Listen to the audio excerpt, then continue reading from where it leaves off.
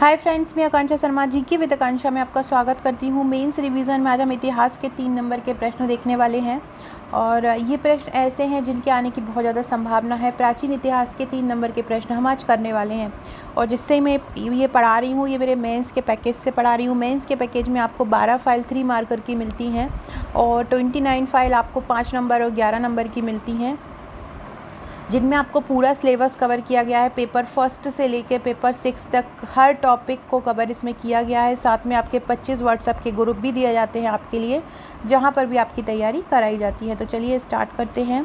आज का पहला क्वेश्चन है जातक।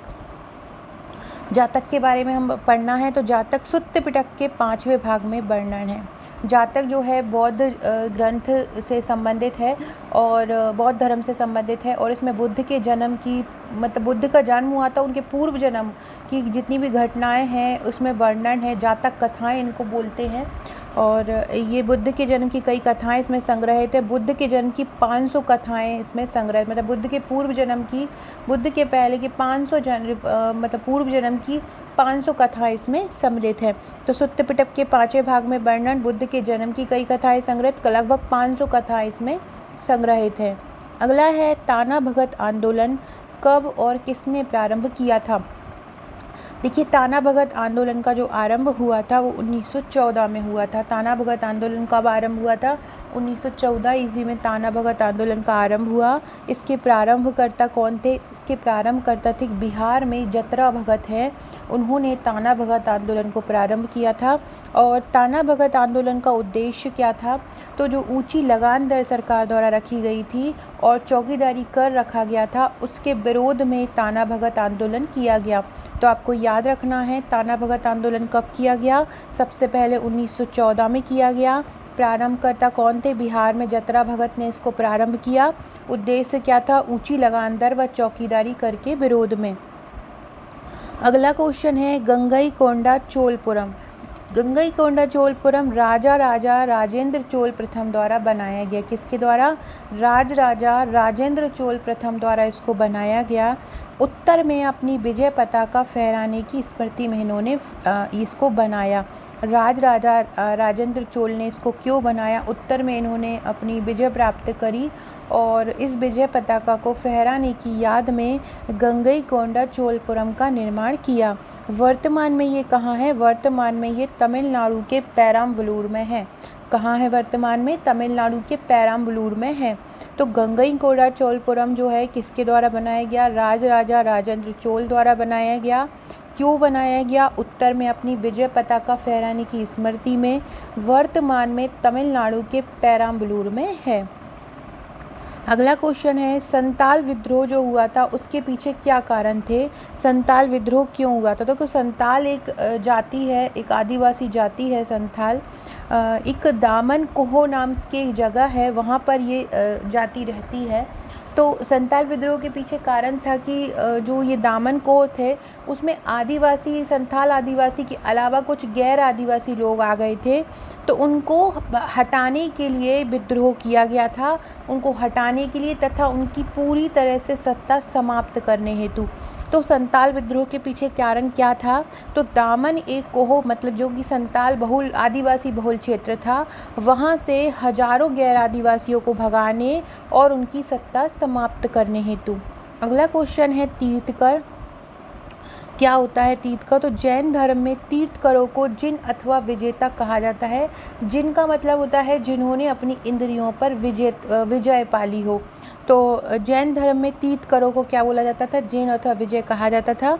तीर्थकर जैन धर्म में कितने हुए हैं? जैन धर्म में 24 तीर्थकर हुए हैं, जिसमें अगर हम प्रथम कहें तो प्रथम ऋषभ देव हैं और 24वें कौन से हैं? 24वें भगवान महावीर हैं, है ना। तो जैन धर्म में तीर्थकरों को क्या बोला जाता था? जिन अथवा विजेता कहा जाता था। कुल कितने तीर्थकर हुए हैं? कुल 24 तीर्थकर हुए हैं और भगवान महावीर कौन से थे? 24वें थे और ऋषभ देव कौन से थे? पहले थे। अभय भक्ति आंदोलन 16वीं शताब्दी में भक्ति आंदोलन बहुत ज़्यादा जोरों तोरों पे था। ईश्वर के प्रति श्रद्धा रखने के लिए और कर्म कांडों का विरोध करने के लिए बहुत से लोगों ने भक्ति आंदोलन किया। इसकी विशेषताएं क्या थी कि कर्म कांडों का विरोध, जो कि पुरातन समय से कर्म कांड चले आ रहे हैं, बलि दी जा रही हैं तो उनका विरोध किया गया। जात पात का विरोध, किसी एक जाति को सर्वश्रेष्ठ बताना और किसी एक जाति को बुरा बताना, ये इसका विरोध किया गया। एक ईश्वरवाद पर बल दिया गया। बताया गया कि ईश्वर एक है, उसको 10 तरह से मत पूजो, 10 भागों में मत बांटो। एक ही ईश्वर पर बल दिया, ईश्वर एक ही है, उनके ही अलग अलग रूप हैं। तो भक्ति आंदोलन की क्या विशेषताएं थीं? पहला था कर्म कांडों का विरोध, दूसरा था जात पात का विरोध, तीसरा था एक ईश्वरवाद पर बल। फ्रेंड्स, वीडियो अच्छे लगे तो कमेंट मुझे करके ज़रूर बताइएगा। इसके अलावा ये हमारा प्रीलिम्स का पैकेज है। मेरी प्रीलिम्स की 12 बुकलेट है। अगर आप प्री का एग्ज़ाम दे रहे हैं तो आप ये ले सकते हैं। बहुत अच्छे से इनको तैयार किया गया है, हैंड रिटन और प्लस प्रिंटेड, ये दोनों हैं। साथ में ये नोट्स पढ़ के आप हमारी ये टेस्ट सीरीज़ भी लगा सकते हैं। इसको आप घर पे भी मंगा सकते हैं, घर पे बैठ के भी आप इसकी प्रैक्टिस कर सकते हैं। 5000 MCQ हैं इसमें, मतलब 5000 वस्तुनिष्ठ हैं। हर यूनिट से लगभग 400 से 500 प्रश्न हैं। इस प्रकार से टोटल 5000 प्रश्न हैं, 50 टेस्ट हैं, हर टेस्ट में 100 प्रश्न हैं। तो आप इसको ले सकते हैं। किसी भी प्रॉब्लम के लिए आप मुझे व्हाट्सअप कर सकते हैं। अगर आप इस बार का मेंस दे रहे हो तो मेंस भी कम समय बचा है, आप मेरे क्वेश्चन आंसर वाले नोट्स लेकर उनका रिवीजन कर सकते हैं। अगला क्वेश्चन है विजयनगर कला। तो विजयनगर शासकों द्वारा द्रविड़ शैली में बने मंदिर बने होते हैं विजयनगर कला में। इन मंदिरों का आकार बृहद होता है। इसमें गर्भगृह, गोपुरम के अतिरिक्त अय्यन एवं कल्याण मंडप आदि नवीन रचनाएं जोड़ी गईं। तो विजयनगर शासकों द्वारा द्रविड़ शैली में जो बने मंदिर होते हैं विजयनगर कला के उदाहरण हैं। इसमें गर्भगृह होता है, गोपुरम होता है, इसके अलावा अय्यन और कल्याण मंडप भी होते हैं। अगला क्वेश्चन है अंगुत्तर निकाय। प्राचीन 16 महाजनपदों की जानकारी अंगुत्तर निकाय से मिलती है। किसकी? 16 महाजनपदों की जानकारी अंगुत्तर निकाय से मिलती है। यह ग्रंथ केवल कोरी कल्पना पर आधारित नहीं है, यह एक विशाल संग्रह है। इसमें 11 निपात तथा 2308 सूत्र हैं। तो अंगुत्तर निकाय क्या है? प्राचीन 16 महाजनपदों की इससे जानकारी मिलती है, कोरी कल्पना पर यह आधारित नहीं है, एक विशाल संग्रह है, 11 निपात तथा 2308 सूत्र हैं। व्यक्तिगत सत्याग्रह कब और किसने शुरू किया?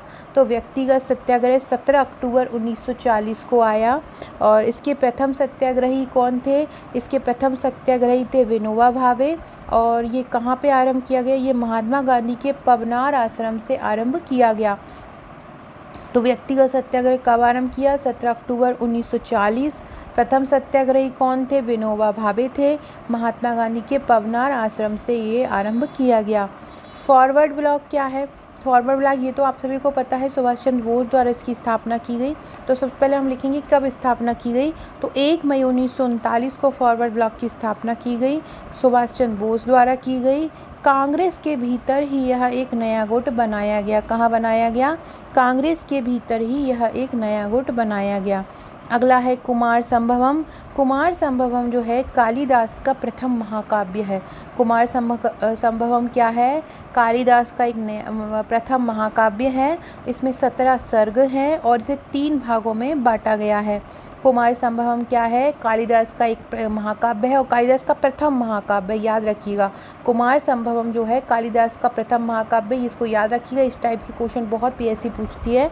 और इसमें 17 सर्ग हैं और इसे 3 भागों में बांटा गया है। इब्न बतूता कौन है? तो इब्न बतूता मोहम्मद बिन तुगलक के समय भारत आया था। प्रसिद्ध ग्रंथ रहला की इसने रचना की थी। इब्न बतूता कौन है? मोहम्मद बिन तुगलक के समय भारत आया था और प्रसिद्ध ग्रंथ रहला की इसने रचना की थी। तो ये भी पूछ सकते हैं आपसे कि रहला क्या है ना। तो आपको ये भी ध्यान रखना है कि रहला इब्न बतूता ने लिखा और ये मोहम्मद बिन तुगलक के समय आया था। मोहम्मद बिन तुगलक के ये तुगलक वंश के शासनकाल की जानकारी इसमें वर्णित है। सो फ्रेंड्स, ये थे हमारे क्वेश्चन। अगला जो वीडियो लाऊंगी इसमें मैं 5 नंबर के प्रैक्टिस क्वेश्चन आपके लिए कराऊंगी। ये बहुत इंपॉर्टेंट क्वेश्चन है और अगर आप मेंस के लिए एग्ज़ाम दे रहे हैं अप्रैल में आने वाले के लिए तो आप हमारे ये नोट्स ले सकते हैं।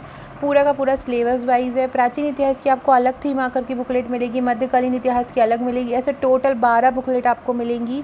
साथ में आपको मेंस की जो टोटल बुकलेट है वो 41 मिलेंगी, जहाँ पे 29 बुकलेट आपकी 5 नंबर और 11 नंबर की मिलेंगी और 12 बुकलेट आपको 3 नंबर की मिलेंगी। साथ में अगर आप पुराने पेपर भी लेना चाहते हैं, सॉल्व्ड पेपर, तो उसकी भी 8 बुकलेट आप ले सकते हैं। वीडियो अच्छा लगा हो तो लाइक शेयर सब्सक्राइब जरूर कीजिएगा। डिस्क्रिप्शन बॉक्स में आपको हमारे व्हाट्सअप, टेलीग्राम, फेसबुक, ट्विटर की लिंक मिल जाएगी, वहाँ से जुड़ जाइएगा ताकि आपको इम्पोर्टेंट अपडेट मिलती रहे। Okay friends, thank you.